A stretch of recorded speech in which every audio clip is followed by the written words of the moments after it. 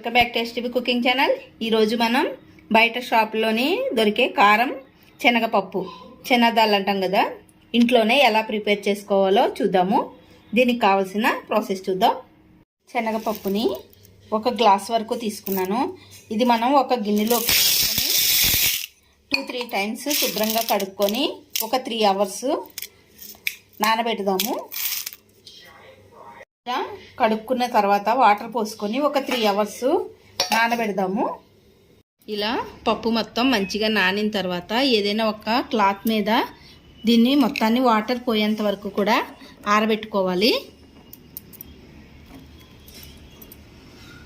ఇలా మొత్తాన్ని ఆరబెట్టుకొని ఈ వాటర్ పోయేంత వరకు క్లాత్ తోటి ఇలా ఒత్తుకొని కానీ లేదంటే ఇలా వదిలేసినా సరే ఒక 5 మినిట్స్ తర్వాత ఈ వాటర్ అంతా ఆరిపోతుంది. ఇలా వాటర్ మొత్తం ఆరిపోయేంత వరకు కూడా, అంటే ఇలా మనకు చేతికి అంటుకోకుండా మంచిగా ఆరిన తర్వాత వీటిని ఇప్పుడు మనం ఫ్రై చేసుకుందాము. పప్పుని కొంచెం కొంచెం ఇలా జాలిగరిటలోకి తీసుకొని ఫ్రై చేసుకుందాము. పప్పు ఫ్రై చేయడానికి సరిపడా ఆయిల్ని వేసుకొని దీన్ని బాగా వేడెక్కనివ్వాలి. ఆయిల్ మంచిగా ఫ్రై అయిన తర్వాత ఇలా జాలిగరిటలోకి కొంచెం కొంచెం తీసుకొని మనం ఇలా ఆయిల్లోకి పెట్టుకోవాలి.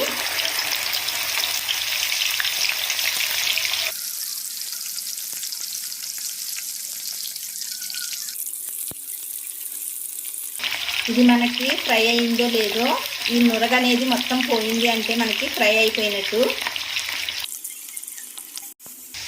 నురగ అనేది తగ్గిపోతుంది కదా, ఇది మొత్తం అంతా కూడా నురగ తగ్గిపోయిందంటే మనకి ఇది ఫ్రై అయిపోయినట్టు.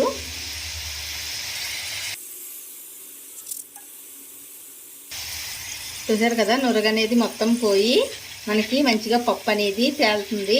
ఇప్పుడు దీన్ని మనం మంచిగా తీసేసుకొని వేరొక బౌల్లోకి వేసుకోవాలి. ఇలానే మిగిలిన పప్పుని మొత్తాన్ని మనం ఫ్రై చేసుకోవాలి.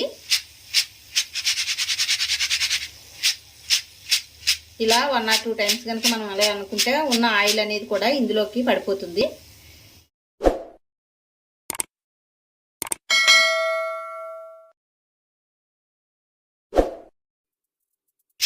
ఇప్పుడు ఇదే గరిటలోకి పప్పును మొత్తం వేయించేసుకున్న తర్వాత కరివేపాకు,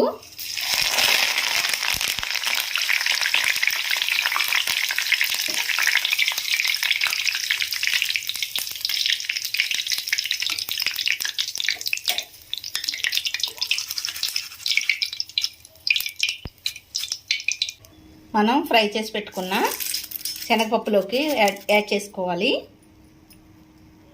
అలానే ఇందులోకి కొంచెం సాల్ట్, రెడ్ చిల్లీ పౌడర్ వేసుకొని మొత్తాన్ని మంచిగా మనం కలుపుకోవాలి. అంతేనండి, చూసారు కదా, ఆయిల్ అనేది కూడా ఎక్కడ అంటుకోవట్లేదు. కారం శనగపప్పు అనేది రెడీ అయిపోయింది. శనగదాలు అంటాం కదా, బయట మనకి షాప్స్లోని ఎక్కువగా దొరుకుతుంటుంది.